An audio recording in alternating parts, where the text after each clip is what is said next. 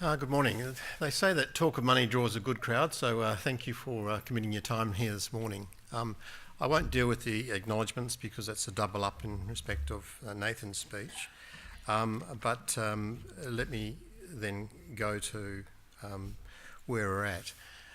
Yes, we are part of a larger agency, and as part of a larger agency, the question has been, do you have your own identity? Yes, you do. You have a board, you have the same act, etc., and you've changed out, if you like, the CEO. There is transparency then in respect to the monies that are put into this budget.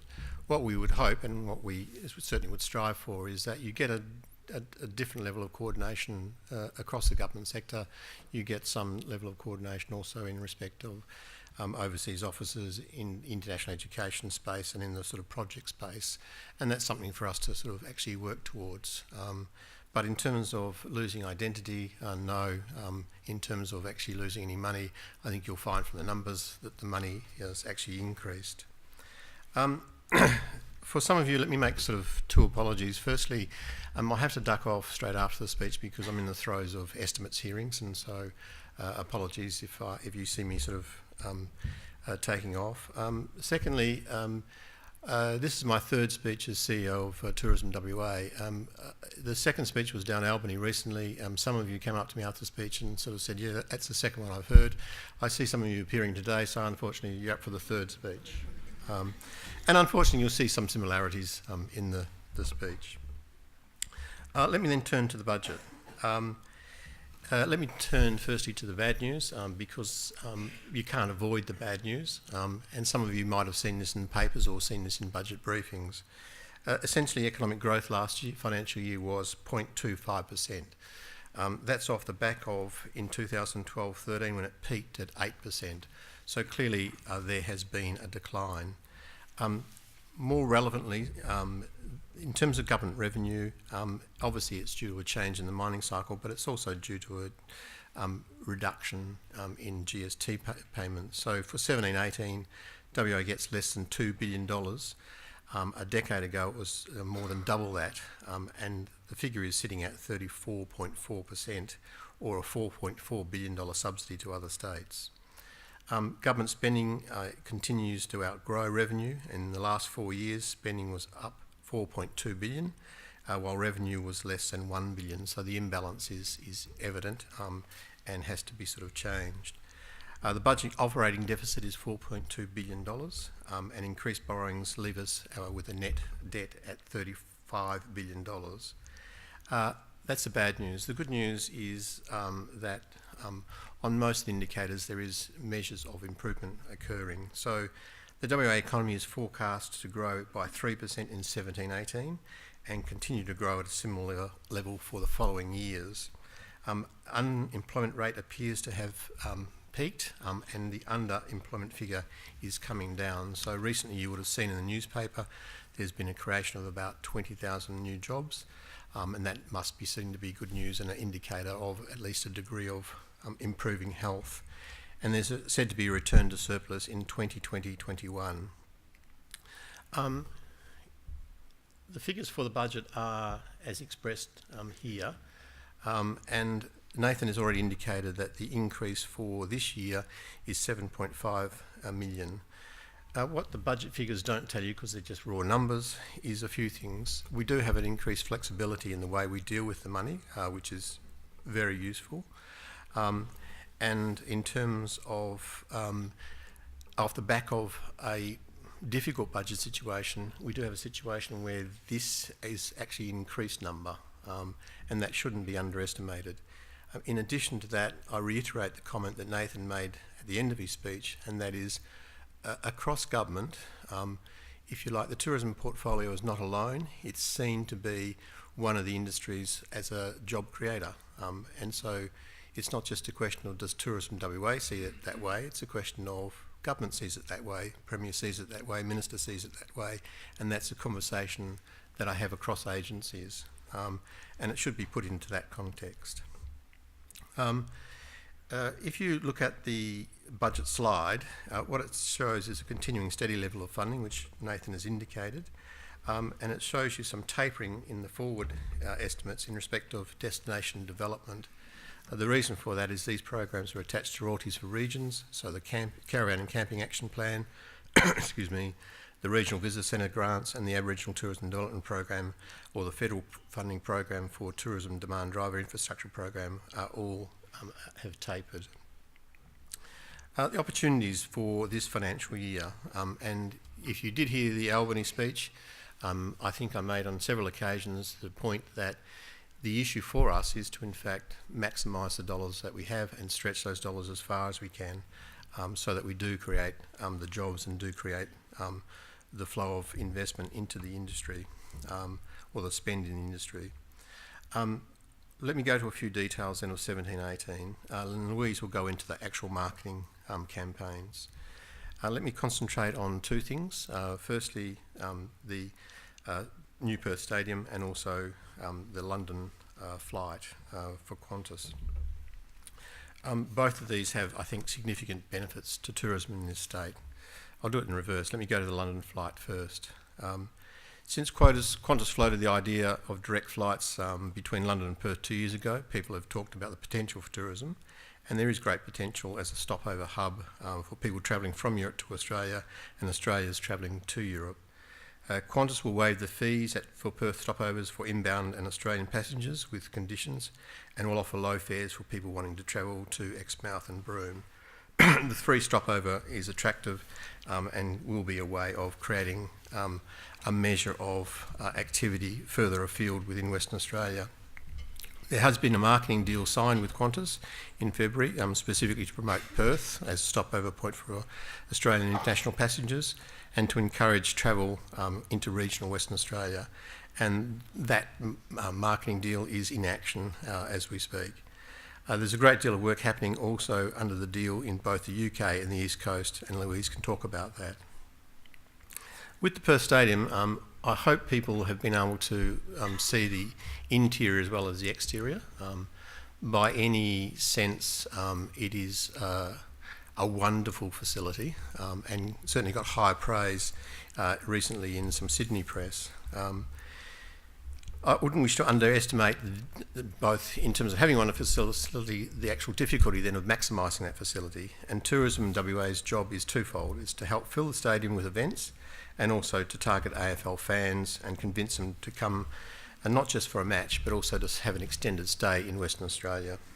And work has begun on both of those fronts. With the event sponsorship, Tourism WA sponsors events obviously across the state to attract visitors, to boost the economy, and also to promote the state through broadcast and media coverage. We sponsor roughly 100 events of all sizes throughout Western Australia. Until now, we haven't had a venue like the stadium to really have big blockbuster events, and this now completes one of the missing bits of the puzzle. Tourism WA has secured Chelsea Football Club match in 2018, State of Origin Game 2 in 2019, which I certainly hope I can get a seat at, and the Bledisloe Cup match in 2019. These will all have will assist in part of the picture of filling hotel rooms here in Perth and hopefully broader afield. In the 2017-18 state budget, of course, there's been $40 million committed to events funding, and that carries forward. So as I say, you've got a certainty of planning, which is important. It means that we can sponsor established tourism events and attract new global events to Perth. With the AFL tourism, Perth Stadium brings an important piece to that. For next season, thousands of general admission seats are available at each Eagles and Dockers home game, and that allows us to promote AFL matches at Perth Stadium to interstate travellers. Work and planning for travel groups such as AFL partner Virgin Australia and Venues Live has commenced. Promotions will include return airfares, accommodation and tickets to the game, with a choice of options for add-ons such as tours and trips to other regions of WA. Similar to the deals you will have seen during the finals coverage if you're a footy fan. You can expect a lot of people to book independently, and the process of involvement and engagement with industry is underway. The consumer marketing, if you like, has started, and you will have seen perhaps some of the Matthew Pavlich ads where he speaks of what he missed out of in Perth during his playing days. Many East Coast fans, of course, won't know about the changes in Perth over the past few years, and they won't know about the changes in respect to the stadium, and the marketing will give us a chance to sort of enliven that in their minds.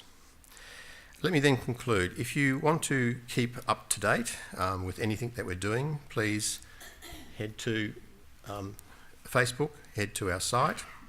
And before I hand over to Louise, can I just show you, please, a video? And again, apologies to those in Albany who have seen it, but let me show you a video in respect of the marketing. The challenge. How do you get people to visit Western Australia when it's seen as expensive, far away, and competing with so many other iconic destinations, and it's often easier to visit Sydney or Queensland? The answer? You turn a weakness into a strength. Whilst other destinations have one or two major drawcards, only Western Australia has hundreds of extraordinary experiences, right from the top of the state down to the very bottom. It's Tourism WA's job to share these experiences with the world. So, how do we do that? We create marketing activity that takes consumers on a journey through three key phases. Dreaming, where we provide the inspiration spark. Planning, where we help consumers filter their options and push WA to the top of their holiday list. And finally, booking, where we make it easy for consumers to book their trip by providing compelling holiday offers with our cooperative partners. Tourism WA found a new way to express the brand platform Experience Extraordinary by using research insights to develop a campaign that celebrates the large variety and diversity of experiences available, and highlights that while these experiences are extraordinary, it's just another day in WA.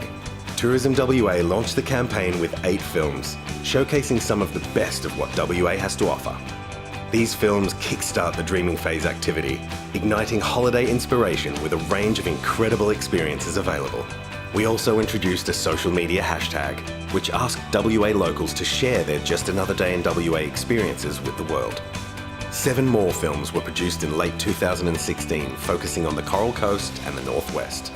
And early 2017 saw the launch of 6 more films that featured Perth, with a special focus on appealing to the Asian markets. And an extra film featuring the Pink Lake near Geraldton was produced for use in China, given its high appeal in the market. Overall, 22 films were created that highlighted the entire state and supported the dreaming phase.